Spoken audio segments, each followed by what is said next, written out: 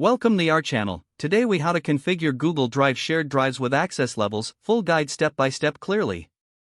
To configure Google Drive shared drives with access levels, first, open Google Drive in your web browser. Navigate to the left sidebar and click on Shared Drives. Select the shared drive you wish to configure.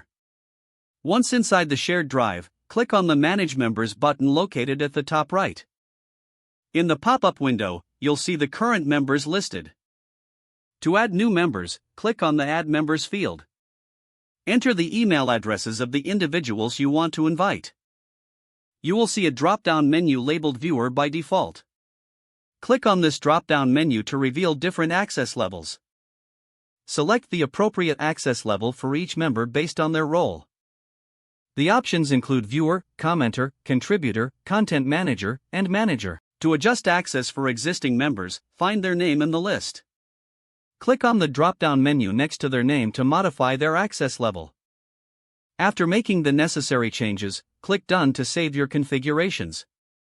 This ensures that everyone has the appropriate access based on their needs. Review your settings periodically to ensure they remain aligned with your team's requirements. With these steps, you can effectively manage access to your Google Drive shared drives. If the page does not load, refresh the browser or try again in a private or incognito window.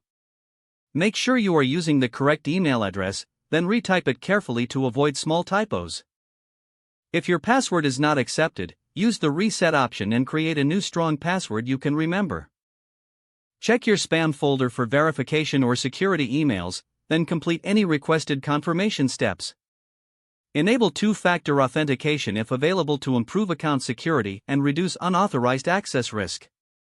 After signing in, review your profile details so your contact information and settings are accurate and current.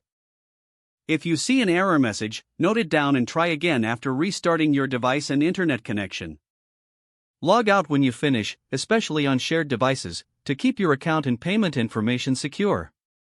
If the page does not load, refresh the browser or try again in a private or incognito window.